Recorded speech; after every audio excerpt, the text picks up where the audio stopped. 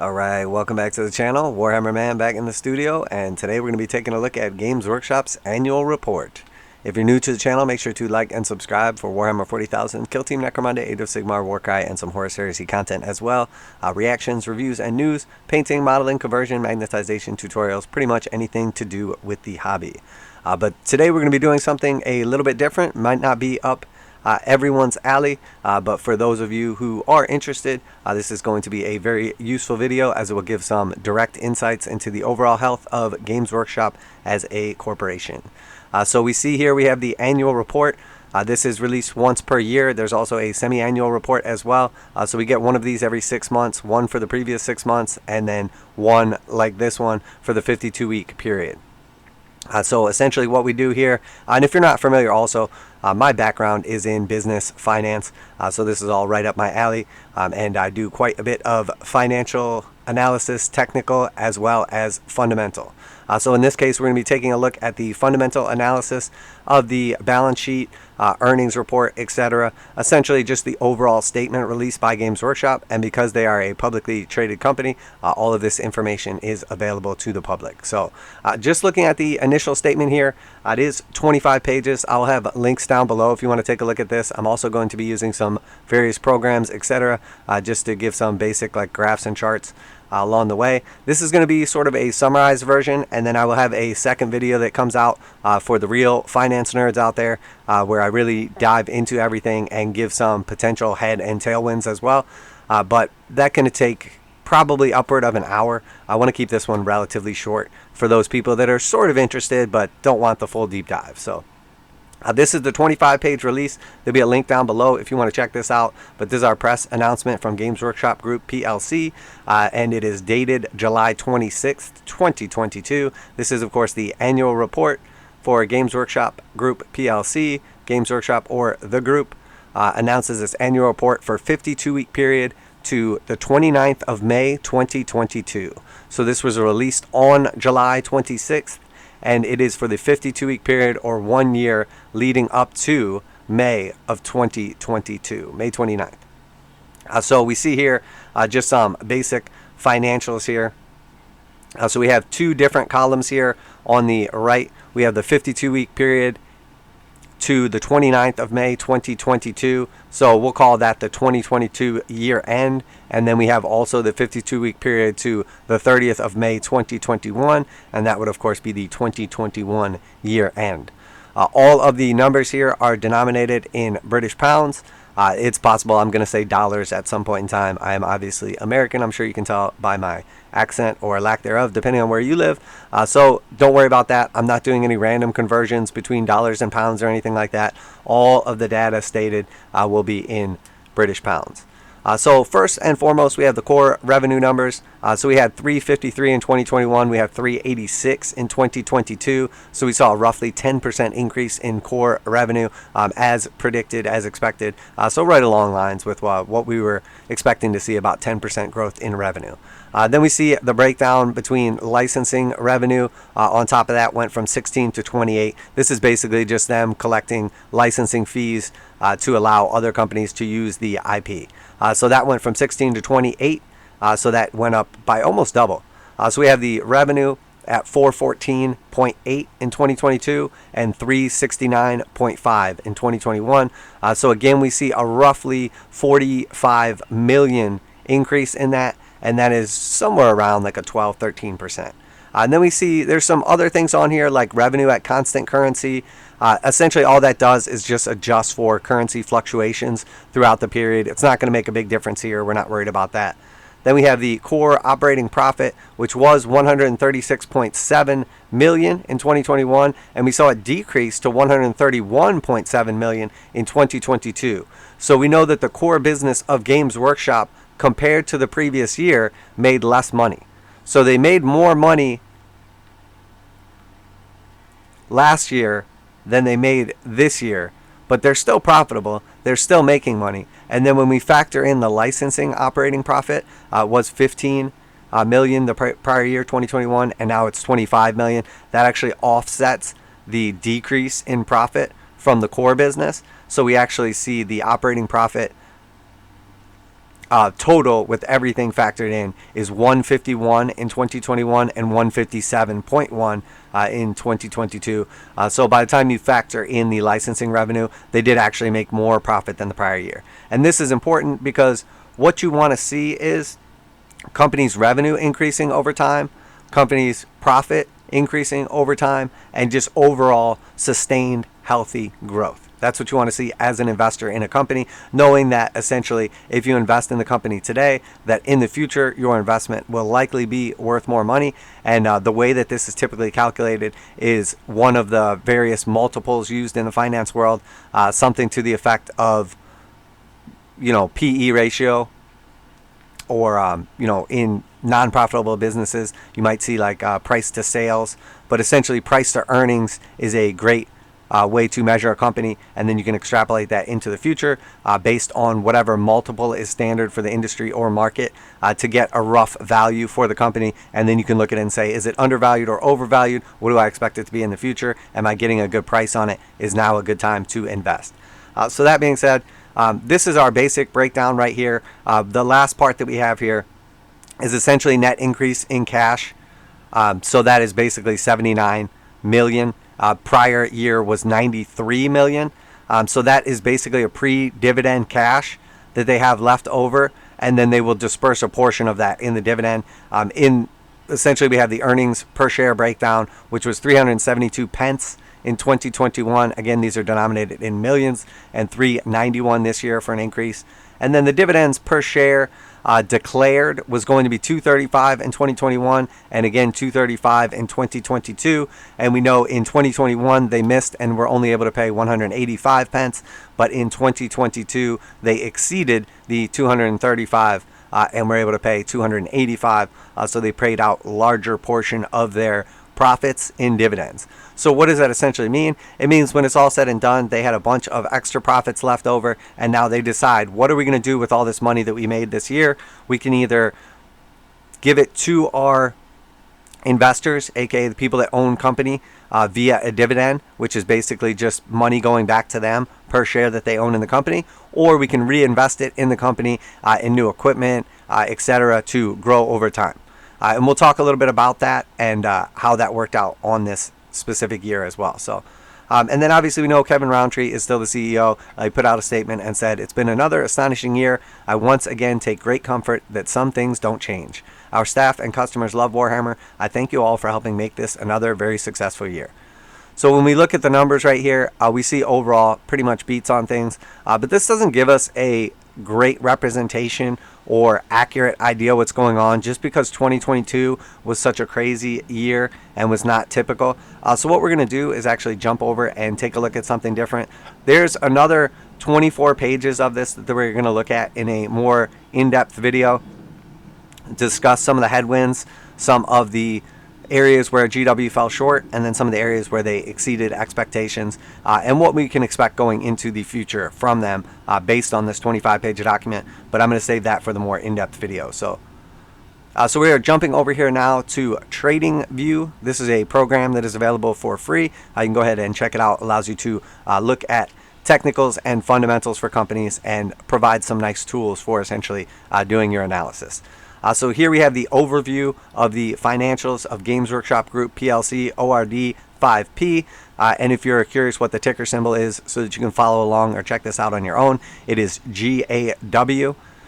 So that being said, we see some basic breakdown information right here we're going to take a look at, and then we can kind of go from there.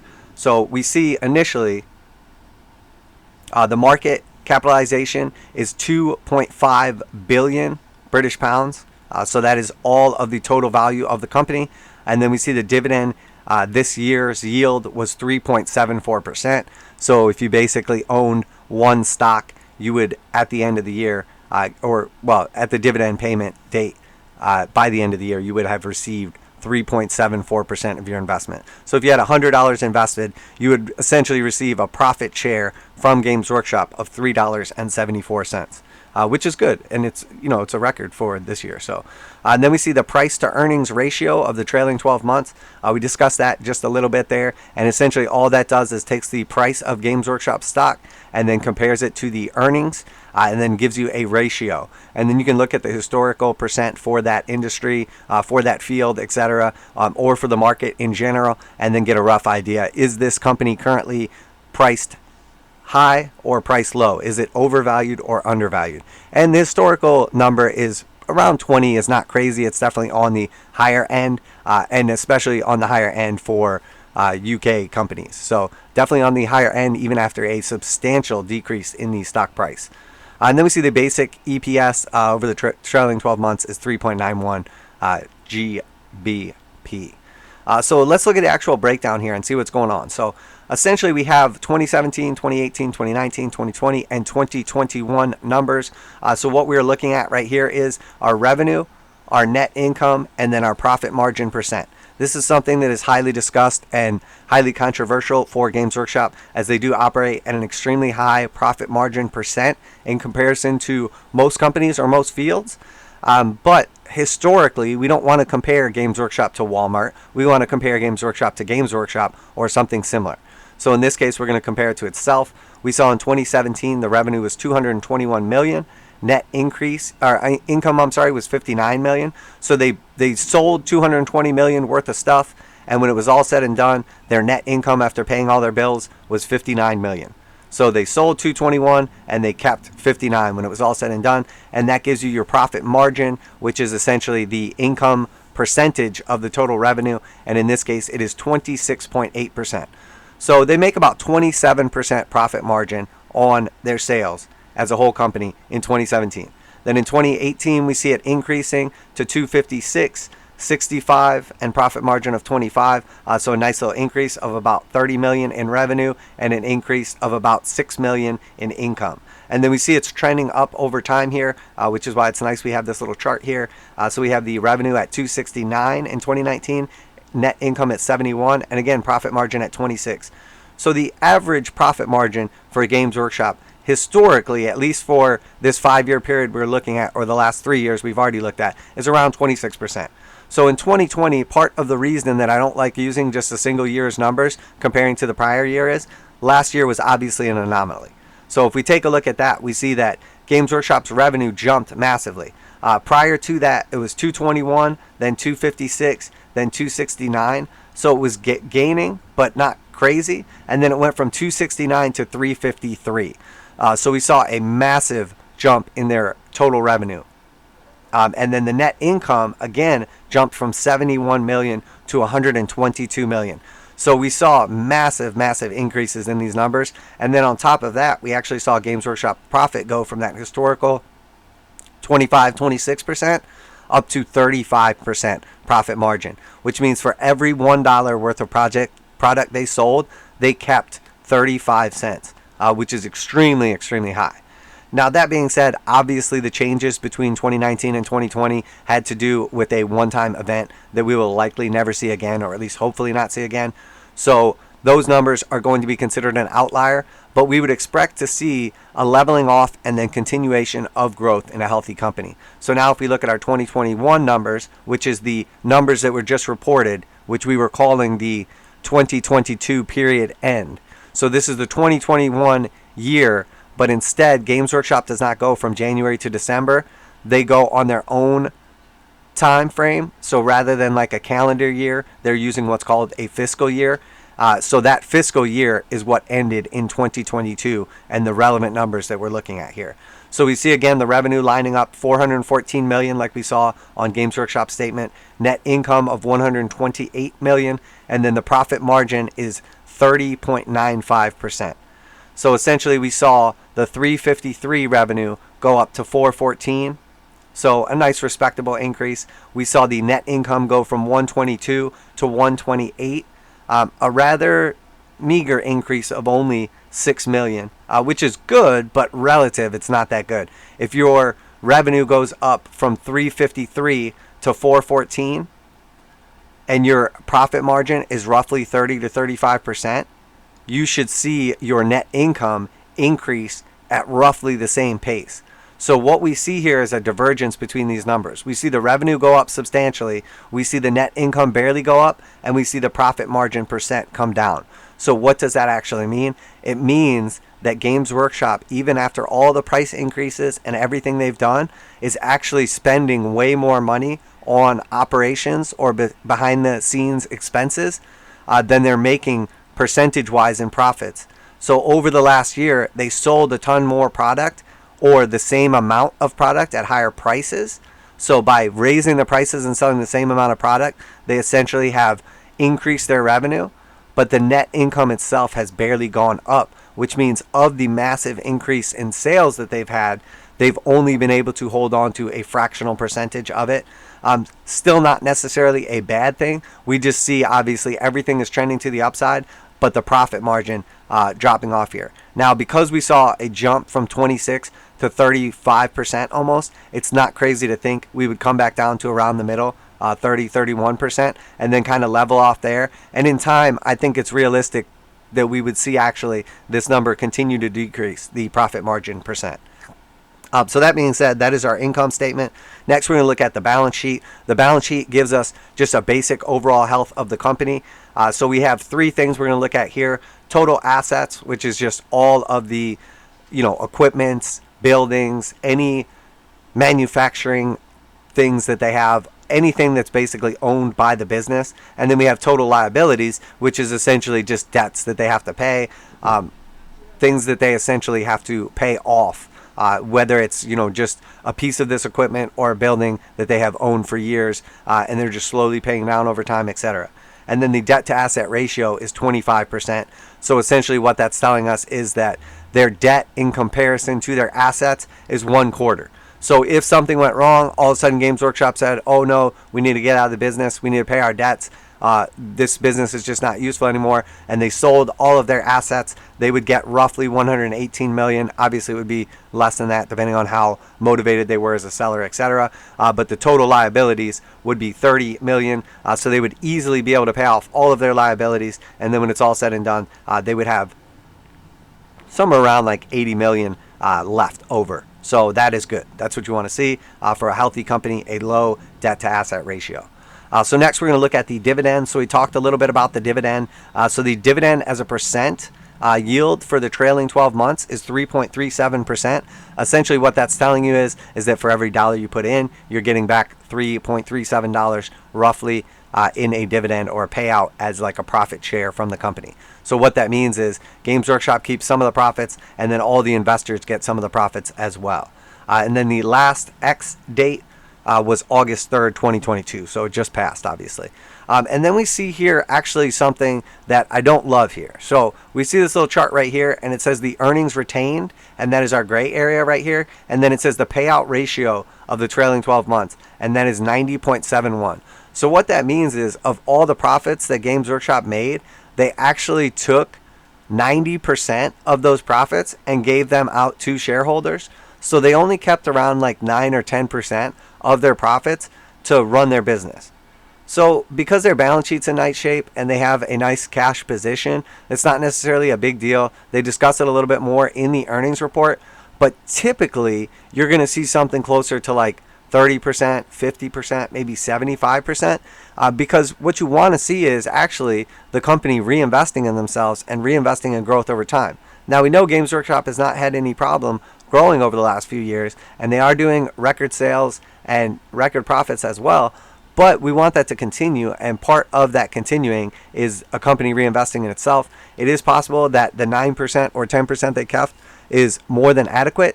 Obviously they have people in charge of all this stuff, but historically a 90 to 91% dividend is not good for growth over time. There's lots and lots of companies that have paid a consistent high dividend for 20, 30, 50, 75 years, but those companies don't tend to grow. They've reached essentially like their maximum growth potential, or they're growing very, very slow, so they just disperse all that. And essentially all that means is that there's just not any more market. Everybody that's probably going to be buying whatever their product is, their widget, their service, etc., is probably already being serviced. And as some people stop buying it, other people will arrive, but they're not expecting to see big growth into the future. And then finally, we see the earnings here, and we can see how that has trended up over time. There was a miss in 2020, as discussed, but in 2021, they exceeded the earnings. So the estimate was 3.79, and they paid out 3.91. So this is part of what I notice as, I don't want to say a red flag, but it's worth paying attention to, is the fact that they had estimated to pay out 3.79 cents, or 3.79 per share, again in pounds, or in this case, pence, etc. But they had estimated 3.79, and then the actual was 3.91. So likely they had to pay out a higher percentage of their cash via dividends in order to meet that target. Now they exceeded it by 3%. It would have made more sense for them to just pay out right at the estimate and just have it be a meet or a slight beat, and that would have allowed them to retain a smaller, a larger amount of this cash, or pay out a smaller percentage. But for whatever reason they didn't do that. That's fine. Obviously it is up to them. And then finally, we're just going to look at the last couple things here.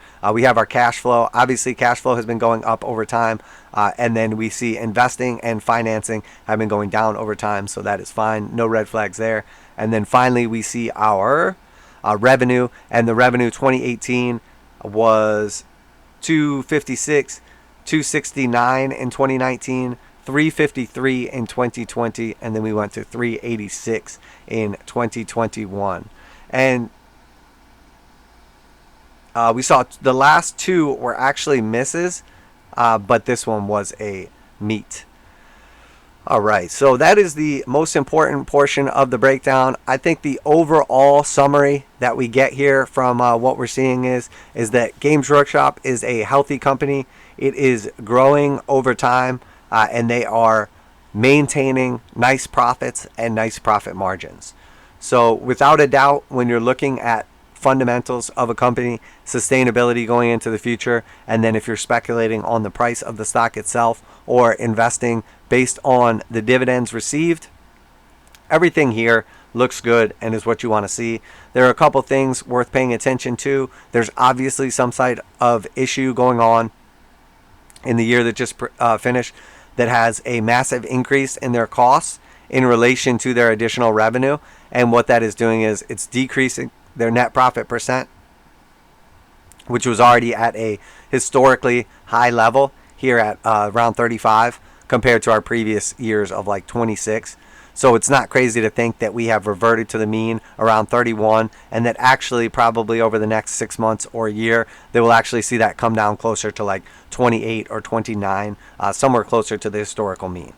And then also, typically, I think overall everything looks good here based on the fundamentals. If I was doing a breakdown of this company, I would say there is little to no balance sheet risk, little to no growth risk going into the future, as they are seeing continued and sustained growth. I would say that there are a couple things that kind of stand out to me, but the first one would be paying attention to why their expenses have gone up so much relative to their revenue, aka why they're cutting into that profit margin, especially knowing that Games Workshop has raised their prices substantially over the last year or so. So for the people that are tuning in just for the basic stuff, I'm going to go ahead and wrap it up there. So thank you guys for tuning in today. Hopefully you enjoyed the video and got a nice overview on Games Workshop. No, Games Workshop is not going bankrupt. No, Games Workshop is not going out of business anytime soon. Yes, there are some definite headwinds for growth into the future and headwinds for the industry in general as far as 3D printing and other various things that are changing. But the truth is Games Workshop as a company still very healthy and in good shape. They are nowhere near bankruptcy, even though they lost over $2 billion in market cap. That is essentially just the stock price going from fair value to overvalued back to fair valued or possibly even undervalued. Do I think that there's potential for more downside in Games Workshop stock price? Yes, I do. I'm not sure that we'll necessarily put in a new low, but it's worth paying attention to. No, Games Workshop is not going out of business. Yes, Games Workshop is very healthy, but there's definitely a red flag as to where they're spending all this extra money on and why it's cutting into their profits. But when it's all said and done, profits are still in great shape. So for those of you that have just tuned in for the shorter version, thank you very much. Have a wonderful day. If you enjoyed today's video, make sure to like and subscribe. And we do put out at least one video every single day. Reactions, reviews, news, painting, modeling, conversion, tutorials, magnetization for anything from Warhammer 40,000, Kill Team, Necromunda, Age of Sigmar, Warcry, and of course some Horus Heresy content as well. So like and subscribe.